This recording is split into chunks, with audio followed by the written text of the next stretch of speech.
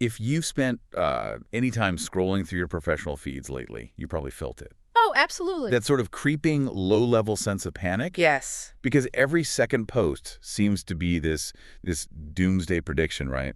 About an AI model that just learned how to write flawless production code. Or draft a complex merger agreement in 10 seconds. Exactly. Or perfectly analyze a massive financial data set. And the underlying message being broadcast to everyone is always the same. Your job is vanishing. Your hard-earned skills are obsolete. Right. The algorithms are coming for your desk. And honestly, it is completely exhausting. It really is. But welcome to today's deep dive, where we have a very clear mission for you. We are going to cut through all that noise. Because we have to. We do. We're taking a hard, data-driven look at what is actually happening in the labor market right now. And more importantly, how you can future-proof your career without completely losing your mind. It is incredibly easy to get swept up in the hype cycle, especially when the tech demos are designed to be as flashy as possible. Oh, they're pure theater. Right. But the reality on the ground is far more nuanced and, frankly, a lot more interesting.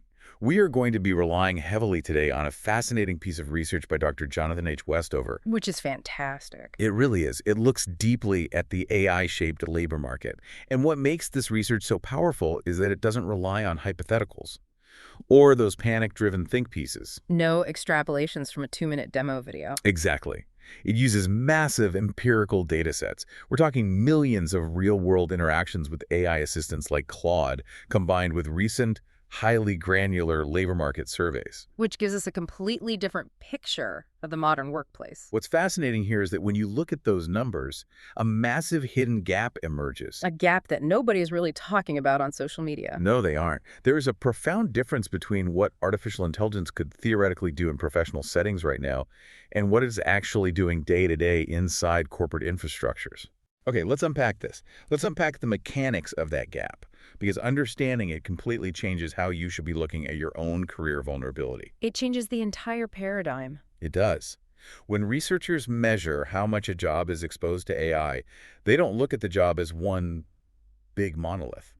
They break it down into specific tasks. Right, task-level exposure. Yes. So take a DevOps engineer, for instance. An AI can absolutely write a script to spit up a server container or format a JSON payload instantly. Sure. That is a task with incredibly high exposure. But that same AI cannot sit in a cross-functional meeting and negotiate with the product team about why a feature timeline needs to be delayed due to technical debt. You can't read the room. No, it can't manage stakeholder expectations. So the role itself is only partially exposed. That task-level breakdown is the critical starting point, and it leads us directly to the data from researchers Massenkoff and McCrory from 2026. Which is where things get really concrete. They introduced a crucial distinction that separates the Silicon Valley hype from enterprise reality. They split this idea of exposure into two distinct categories: theoretical capability and observed usage. Two very different things. Very different. Theoretical capability asks a simple question. Could an AI system, in principle, double the speed of this specific task based on current benchmarks? Basically, can the machine do the thing in a vacuum? Right.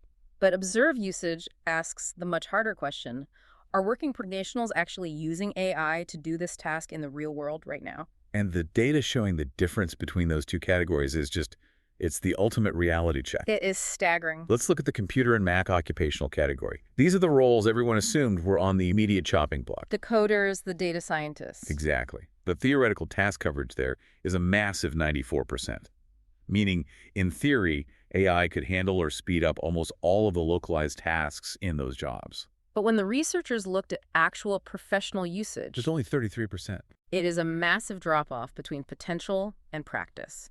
And you see a similar drop-off in office and admin roles, too. But why is the drop-off so severe? I mean, if an AI can technically write the code or run the mathematical models, why wouldn't a tech company or a hedge fund just deploy it immediately? Burn less cash, maximize output. Because of something the researchers call the 80% trap. The 80% trap. Yes. combined with massive institutional friction. Let's start with the friction.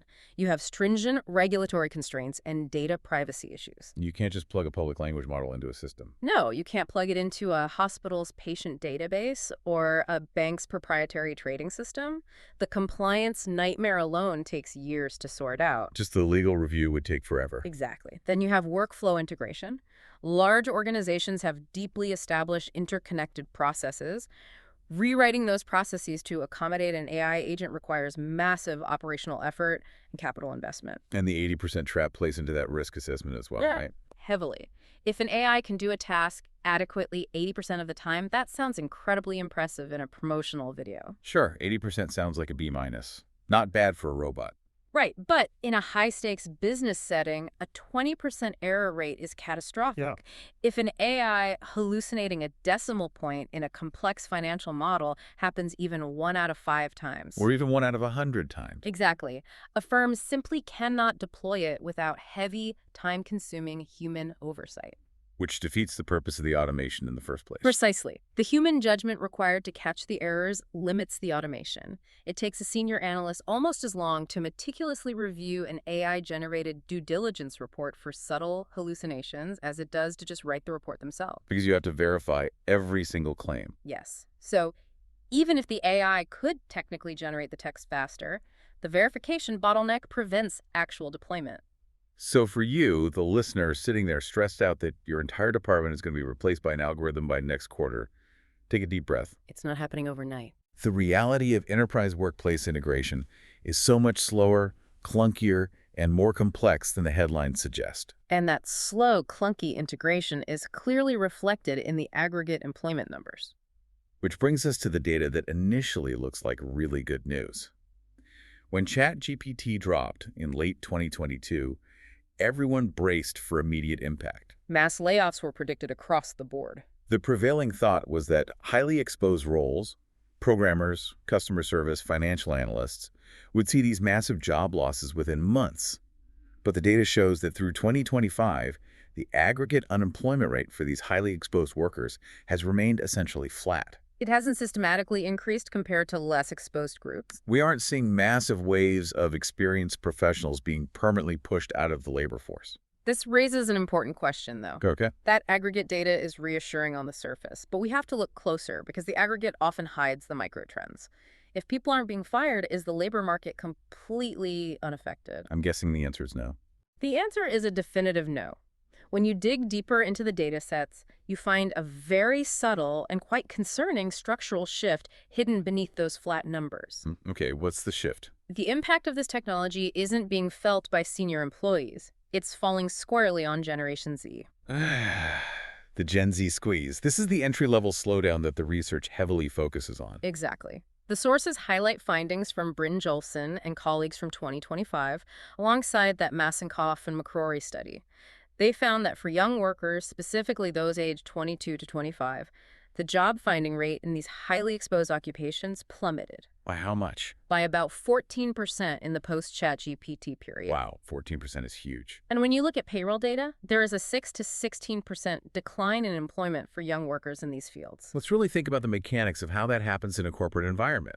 Companies aren't doing highly publicized mass layoffs of their existing experienced staff. Because they still need that contextual knowledge and the verification we talked about. Right. Instead, they are quietly redesigning their onboarding processes through invisible attrition. They simply hire fewer junior employees. It's a silent reduction. Because if an AI can now handle the routine coding syntax, the basic data synthesis, or the initial drafting of a compliance report, the exact repetitive tasks we traditionally gave to a 22-year-old fresh out of college. yes, to help them learn the ropes, why would a company hire 3 juniors when they can hire one, give them an enterprise AI license, and have them report to a senior manager? It is disruption through reduced hiring rather than through layoffs, which makes it much harder to track in traditional headline economic indicators. Because nobody is filing for unemployment if they never had the job to begin with. Exactly. The pathway into these white-collar careers is narrowing significantly. And while it's entirely possible these young workers are adapting by staying in graduate school longer or shifting to adjacent industries with less AI exposure, this trend represents a fundamental reshaping of human capital pipelines. Which begs the question for anyone listening. Look at your own industry right now. Are the traditional foot-in-the-door tasks in your field being fully automated? It's something every manager needs to be asking. If you're managing a team, how are you bringing newcomers up to speed if the easy, repetitive work is gone? How does a newcomer prove their worth, build domain expertise, and learn the unspoken context of the business without those foundational tasks? It is a massive shift, which means organizations cannot just wait and see how this plays out. They have to actively adapt their talent strategies. So what does this all mean? If the entry-level pathway is basically walled off, how are massive legacy companies avoiding a total talent collapse 10 years from now? Are they just writing out their senior staff until they retire and hoping for the best? Some companies are doing exactly that, and they will likely face a severe talent cliff in the next decade. A rude awakening. Definitely. But the resilient organizations, the ones featured in the case studies within this research, are moving away from the idea of job elimination and focusing heavily on task redesign.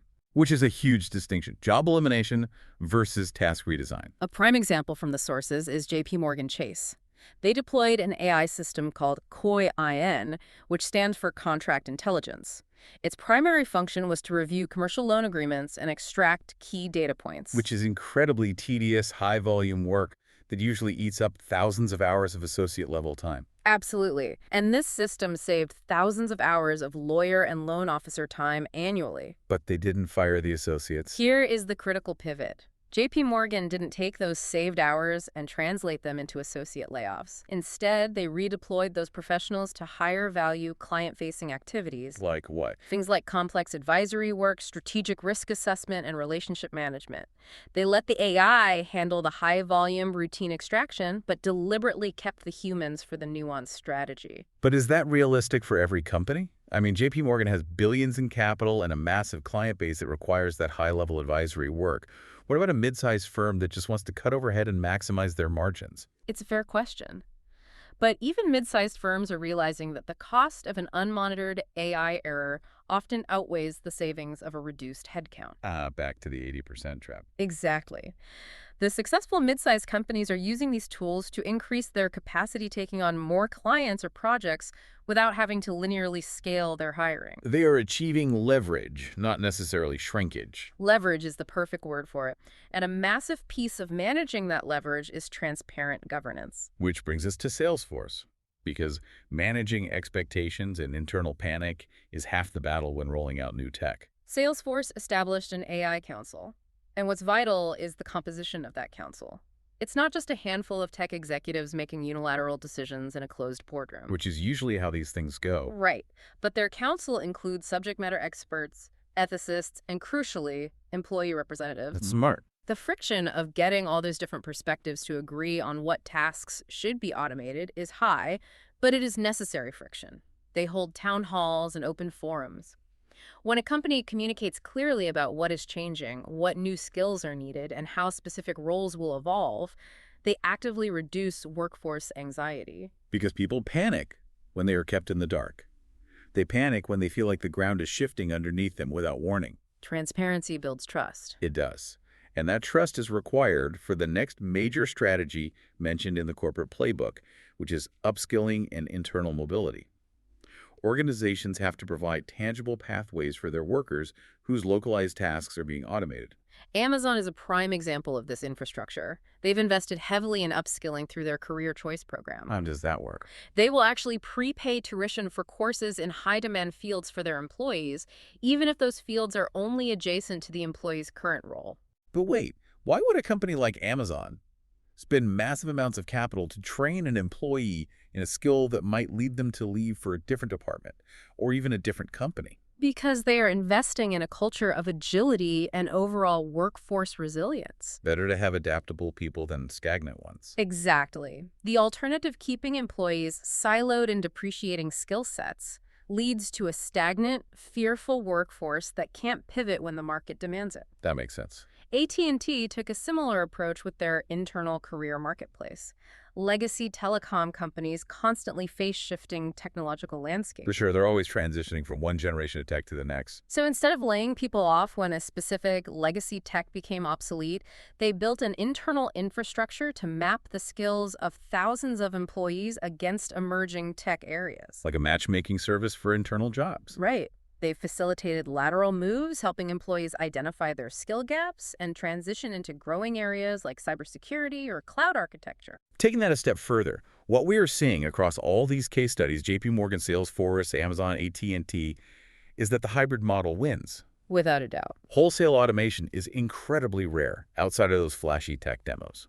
The smart capital is flowing toward organizations that give well-defined, routine tasks to algorithms, but deliberately preserve and elevate humans for the exceptions. For the empathy and the strategic foresight. Here's where it gets really interesting, because this means the individual worker has to completely reevaluate what makes them valuable to an organization. Yes. So if the widget cranking and the routine data synthesis are being successfully outsourced to the algorithms, what is the actual currency for a professional today? Westover's ultimate conclusion in this research is a major wake-up call regarding human capital. It fundamentally changes what we should be learning. Trying to guess which a specific software program or coding language will be valuable in 5 years is a losing game. The goalposts are moving way too fast. You'll never catch up. Right. The new ultimate professional currency isn't a hard technical skill. It's what the research calls meta skills. Meta skills or durable skills. In an environment of constant accelerating technological flux, adaptability itself becomes the most valuable asset. And what's at the core of that? Curiosity and learning agility. Curiosity can no longer be viewed as just a nice-to-have personality trait.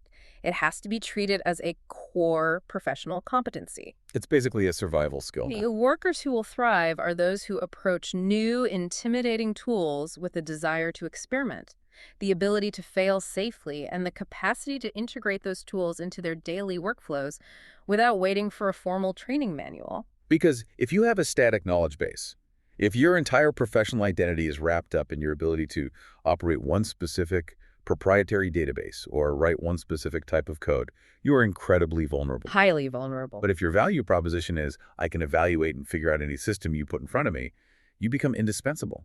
Which points directly to what AI is currently terrible at: ambiguity, novelty, and contextual judgment. The messy human stuff. Exactly. AI is exceptional at pattern recognition based on historical data.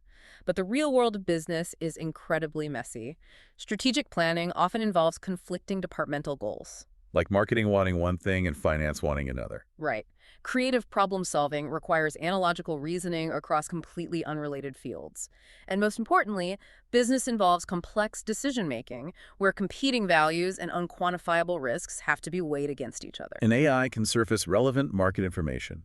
It can highlight statistical risks, and it can generate 20 different strategic options in 3 seconds. But it cannot make the final call. It can't.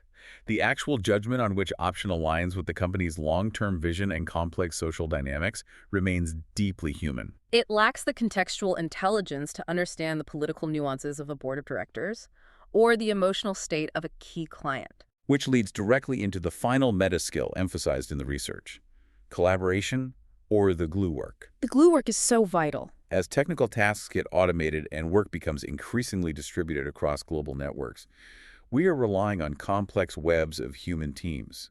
The skills that hold those teams together: emotional intelligence, conflict resolution, active listening, the ability to persuade people when you don't have direct authority over them, these become the premium high-value skills. They are the hardest capabilities to automate because they rely on the subtleties of human psychology. Building trust, navigating the nuances of human relationships, and managing team morale will only become more critical as the purely transactional elements of our jobs fade into the background. I want to challenge you, the listener, to look critically at your own calendar for the past week. Are you focused entirely on routine execution? Are you just keeping your head down and cranking the widget? Doing the 80% tasks. Right. Or are you actively investing time in your judgment, your contextual intelligence, and your relationship-building skills? Because the human connection, the strategic oversight, and the glue work, that is your moat against automation. It represents a profound structural shift in how we define and value human capital in the 21st century. It really is a completely new paradigm. So let's bring all of this together. The biggest takeaway from this deep dive into Westover's research and these labor surveys should be a strong sense of reassurance, mixed with a very healthy dose of reality. A pragmatic optimism. Exactly. AI is an incredibly powerful tool, but it is being integrated into the enterprise landscape slowly, weighed down by the friction of regulation, integration, and that 80% trap. The massive gap between theoretical capability and actual deployment gives us a crucial window of time. Time to adapt. There is no need to panic about overnight replacement. But the focus must shift from panic to proactive adaptability. Especially for younger workers entering the market, the entry-level routine tasks are drying up. You can't rely on being a pure human calculator or a basic code generator anymore. You have to evolve into a complex problem solver. And while the research provides an excellent roadmap for actionable strategies like task redesign and upskilling looking at this data, leaves me with one final structural puzzle that wasn't fully resolved. Oh, what's the puzzle? If AI successfully automates all the routine transactional tasks that have historically made up entry-level jobs, the drafting, the data cleaning, the basic coding syntax. Right, the stuff we used to give to the 22-year-old. Exactly. How will the next generation of workers ever build the foundational contextual knowledge they need to make those high-level judgment calls later in their careers? Because you can't just jump straight to strategy without understanding the foundation. Right. If we eliminate the junior roles, how do we ever create seniors? Wow, that is an incredibly complex dynamic to consider. It's definitely something for you to mull over as you navigate your own career path and look at how your own team functions this week. Thank you so much for joining us on this deep dive into the realities of the AI labor market. Keep experimenting, stay adaptable, and most importantly, stay curious. We'll catch you next time.